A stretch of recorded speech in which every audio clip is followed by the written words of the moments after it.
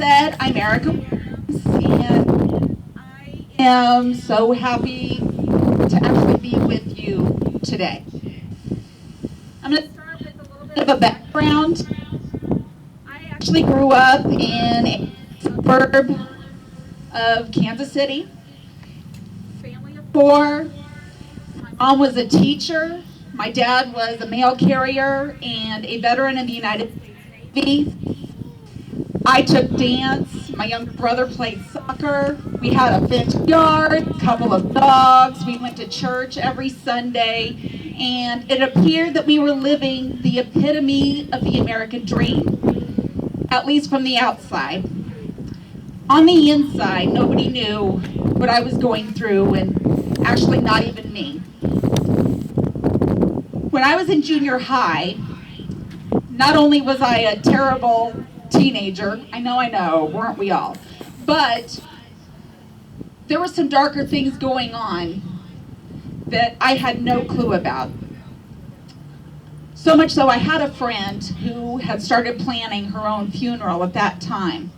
And while everybody was very upset about it coming to her rescue, I didn't think a thing about it. I actually thought, you know what?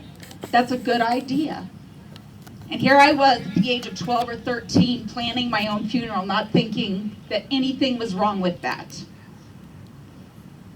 I didn't know that I was struggling with such things, and I was actually pretty awkward. And all I wanted to do was fit into things, so I was trying to find my place in this life. Not only did I dance, I did it competitively. I did dance team. I was in choirs, like select choirs and ensembles. I was in a non-denominational traveling choir. I did speech team. I did theater. I was part of our youth group. And in many of those groups, I even had leadership roles at some point in time. And yet in all of that, I still didn't feel like I fit in. At that point in time, the thing to be was, you were hoping to be was one of the cool kids, right? And I wanted to be anything to be in that. But all the cool, beautiful kids in school would passive aggressively roll their eyes at me, make comments to me, behind my back, sometimes even in front of my back, and it was abundantly clear that I was not part of them. With all of that coming down on me and being involved in so many things and being so stretched thin, I felt actually mediocre, like I couldn't excel at anything.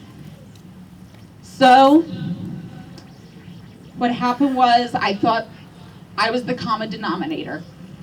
So I felt I needed to remove myself from the equation so everything could move along. And one spring afternoon, when I was about 16 or 17, I decided to take my life. I didn't leave a note because I didn't think anybody would care anyway. Things were supposed to move on without me. However, I woke up. I woke up angry. And I woke up pretty ill for about the next 2 days.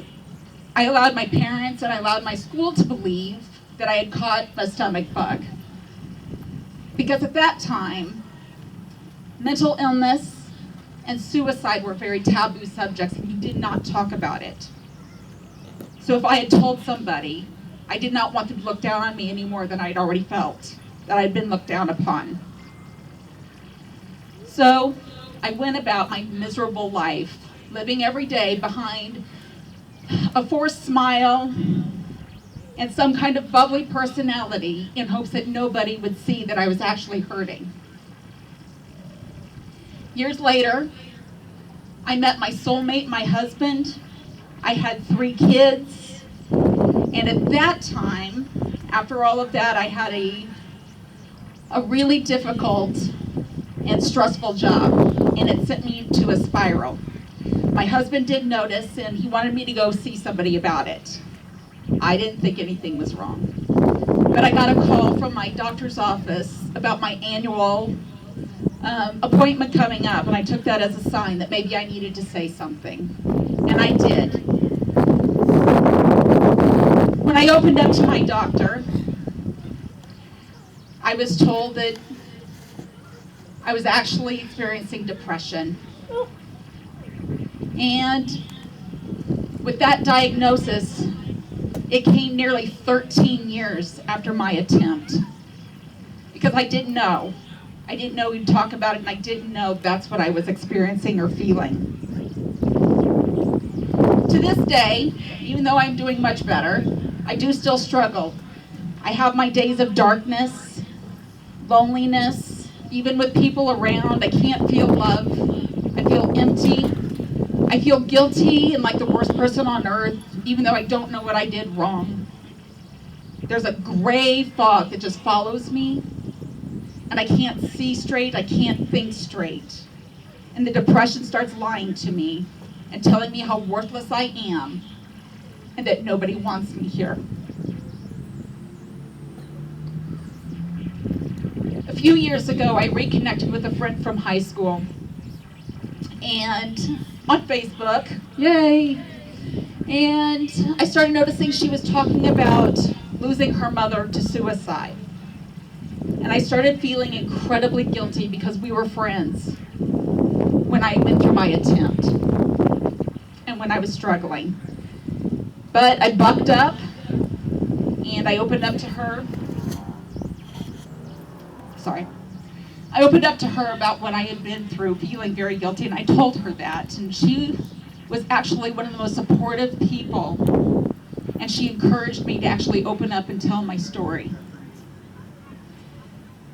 So, 4 years ago today, on World Suicide Prevention Day, I opened up in a blog post about my attempt, not knowing what I would hear back. People were shocked because they had no clue that I had been struggling. A friend of mine actually told me that I was probably the happiest depressed person she knew. And I still fight that from time to time. But one of the things that I can do is talk about it. Whether through my blogging or talking to a group or a friend. As long as I don't keep it bottled up, I have found that will even me out. And that helps to keep me grounded. I also found in some of these people that they've become my greatest support system. Whether it be family, whether it be friends, my AFSP family. Because a lot of them I may never have met had I succeeded in my attempt on that spring afternoon when I was 16 or 17, and they know what to look for in me. I am not medicated right now, but I have been, and I want you to know that I needed it, and I have made a promise that should I ever be in that abyss for long enough, that I will get greater treatment, even if that means being back on medication. Nobody should feel bad about the kind of treatment that they need. I do take a few moments to try to create things, just to put my heart into it, to know that I have done something to leave behind whenever that day comes. And I'm not talking art because I am creative, I am not crafty. Any art, I'm sure a kindergartner would come and pat me on the head and say, it's okay, I've got this. But I do create stories and costumes and ideas. So there is more to create than just drawing, although that can be it too. I can make stick figures, okay? All right.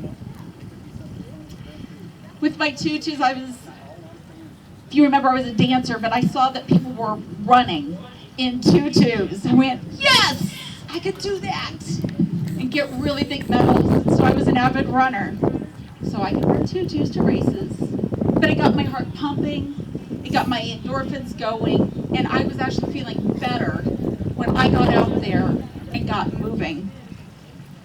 And I laugh a lot. It's one of my favorite things to do. And one of my favorite things to do is family night, when we play games. And one of the things we play is apples to apples.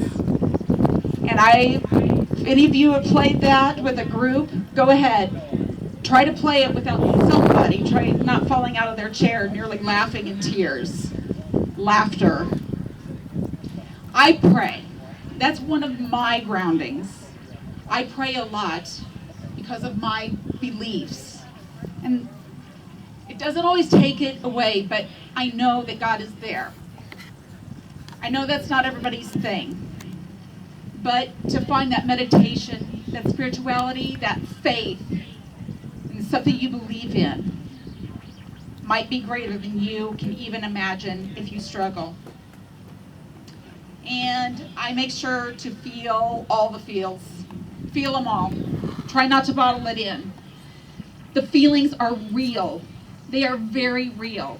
The facts behind them may not be, but you've got to work through the feelings. Because if I don't work through them, I know that I will explode or I will implode. Like I did back when I was about 16 or 17.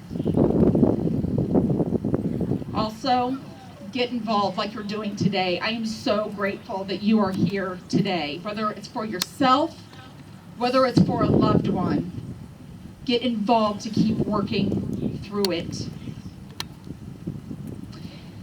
Just know that depression doesn't define who I am. And I'm going to give you a little bit of a list of other things that are a part of me. Like I'm a wife, a mother, a sister, a daughter, a friend. I'm an idealist, a thinker, an opinion giver, a listener.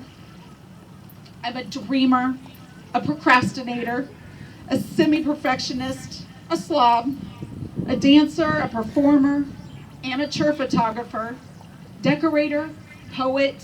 I'm a geeky girl. Live long and prosper, yo. I'm emotional, hilarious. I'm a semi-singer. I will sing a song if you make me think of one, and I might change the lyrics to fit the situation. I'm a speaker, an optimistic realist, a semi-adventurist, and what I consider right now a home faker. I'm an encourager, I'm sarcastic, I'm a shenanigator, I'm a weirdo, I'm a lover and a fighter. I am blessed, I have been through tragedy. I'm a storyteller, I'm a sinner, I'm a saint, I'm a Christian, I'm a survivor, I'm a warrior. And I just happen to have mental illness and lived experience. It doesn't define me, but it is part of me. And I hope that my journey might help someone else know that they are going to be okay and that they matter. And to find themselves even while having mental illness. So while having lived experience, I have turned that around to live life to the fullest because I want each experience lived. Thank you.